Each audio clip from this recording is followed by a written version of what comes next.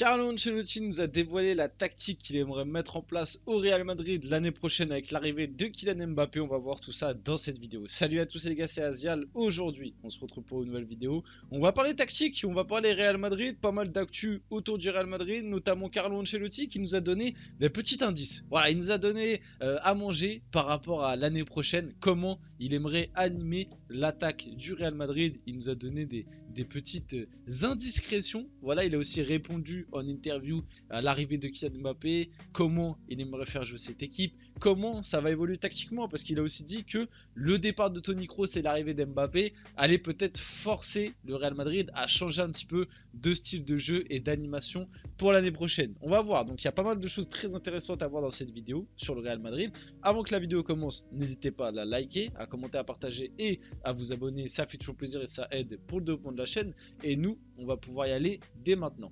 Qu'est-ce qui s'est passé du côté du Real Madrid?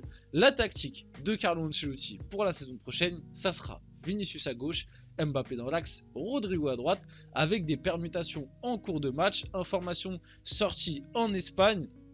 Finalement quelque chose que on avait un petit peu tous prédit, même si moi je vous l'ai toujours dit et je ne changerai pas d'avis par rapport à ça. Je vais attendre de voir, mais pour le moment, tant que j'ai pas vu, je vais pas changer d'avis. Pour moi, cette tactique là avec du coup Bellingham qui, je pense, soit ça sera un 4-2-3-1, soit un 4-3-3, mais je pense qu'on partira plus sur un 4-3-3. Donc Bellingham qui repassera en numéro 8 avec sûrement avec lui dans le milieu de terrain Valverde, numéro 8 avec Bellingham, et au numéro 6 ça sera soit Tchouaméni soit Camavinga, parce qu'on va le voir juste après. Mais Tchouaméni, il y a des possibilités que l'année prochaine ça évolue en tant que défenseur central, parce qu'avec le retour d'Alaba et Militao, t'as pas de certitude. Nacho qui risque de quitter le club, donc finalement ton seul défenseur central fiable, c'est Rudiger à l'heure actuelle. Et comme ça parle de Lenny Euro, mais pour le moment ça avance pas trop, en tout cas on n'en entend plus trop parler. Mais si jamais il n'y a pas l'avenue d'un défenseur central, et donc ça piste Lenny Euro, s'il n'y a pas l'avenue de Lenny Euro, et bah l'année prochaine on aura du Tchouaméni en défense centrale, en tout cas pour commencer la saison. Et après on verra au fur et à mesure comment se remettre les deux autres. Mais moi, comme je vous l'ai toujours dit, cette tactique avec les trois devant, je pense qu'en Liga ça passera. Voilà, parce qu'en Liga, de toute façon, l'année prochaine, je vois le Real. C'est mon petit pronostic, les gars, mais l'année prochaine, avec l'arrivée de Mbappé, je pense qu'en Liga, le Real va faire une saison record en termes de buts marqués, etc. Je pense que l'année prochaine, le Real va rouler sur le championnat, encore plus que cette année. Pourtant, cette année, ils ont déjà roulé dessus, ils ont fait qu'une défaite. Mais je pense que l'année prochaine. Alors, je sais pas en termes de points s'ils vont faire mieux ou en termes de défaites, parce que bon, une défaite c'est vraiment que dalle. Mais je parle en termes d'impression visuelle. Je pense que l'année prochaine, dans certains matchs de Liga, on aura du 5, du 6, du 7 buts, comme à l'époque du Real Madrid de Mourinho par exemple, où t'avais un Real Madrid qui avait explosé tous les records de buts avant l'arrivée de la MSN.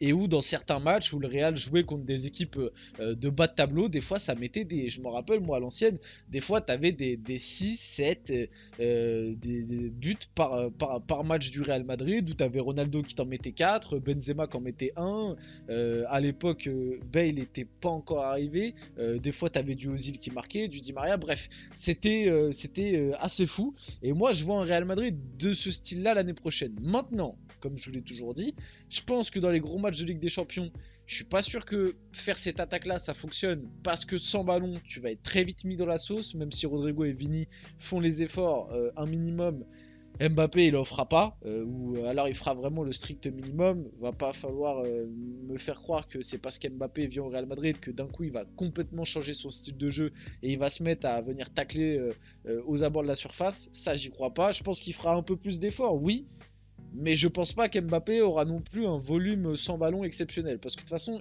ça a jamais été un joueur comme ça. Depuis qu'il est au centre de formation, même à l'époque à Monaco, quand il a commencé, il a jamais vraiment défendu Mbappé. Il a toujours fait le strict minimum. Donc je pense pas qu'en arrivant au Real Madrid, il va changer son style de jeu complètement. Et moi, je pense que avec ce trio-là, tu peux être déséquilibré dans certains gros matchs de Ligue des Champions. Surtout qu'on sait que le Real Madrid, c'est quand même une équipe qui, sur les dernières années, gagne des Ligues des Champions, principalement en étant solide dans le bloc équipe et en mettant le peu d'occasions qu'ils ont.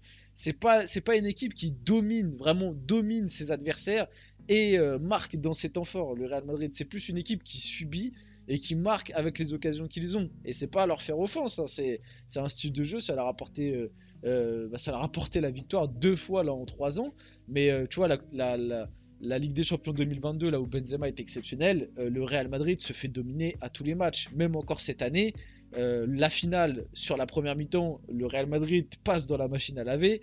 En demi-finale contre le Bayern, on va dire que c'était un peu plus équilibré, mais le Bayern a quand même eu des bons temps forts.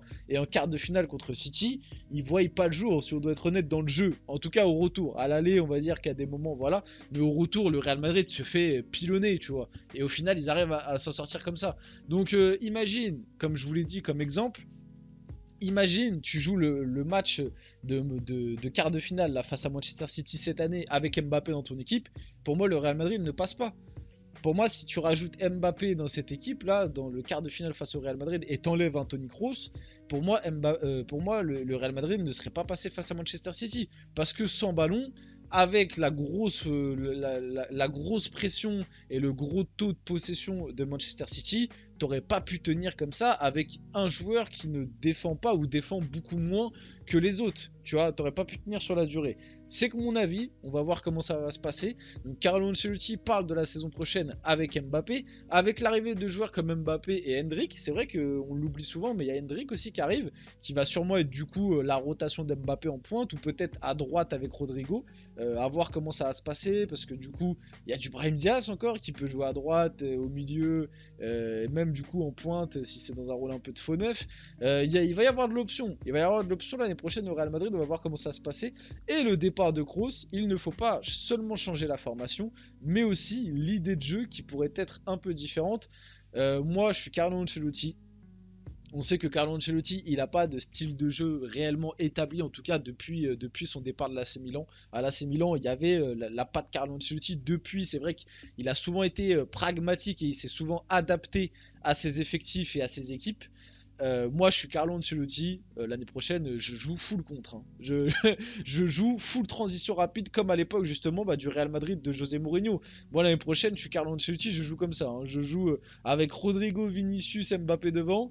Et même si dans les matchs de Ligue des Champions, t'enlèves Rodrigo, tu mets Bellingham en 10 et du coup, tu renforces ton milieu. T'auras Mbappé, Vini devant.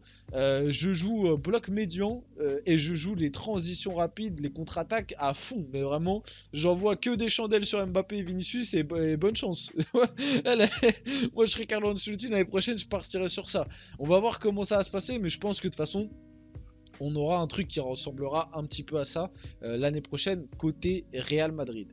La présentation de Kylian Mbappé au Bernabeu est prévue le 16 juillet prochain. En vrai, on avait déjà l'information, mais l'information a bel et bien été confirmée. Donc si jamais l'Euro est gagné par l'équipe de France, le 14, le lendemain, le 15 juillet, Mbappé qui va fêter l'Euro en France, et le surlendemain, Mbappé présenté. Donc il pourra vraiment avoir un été de malade et il aura très peu de repos, notre ami Kylian. Tchouaméni va jouer défense centrale si les Niro ne signent pas cet été, malgré le fait que le milieu de terrain ne soit pas très à l'aise en tant que défenseur. L'idée est de travailler sur cette transition, ou au moins de lui confier le rôle de 3e défenseur central. Information que je vous disais un petit peu plus tôt dans la vidéo. Avec les grosses blessures de Militao et Alba, et Alaba, pardon. Alba, putain, je commence à perdre la tête, les gars. Et Alaba, t'as très peu de certitude sur le rôle de défenseur central. T'as Rudiger qui est là, toujours là.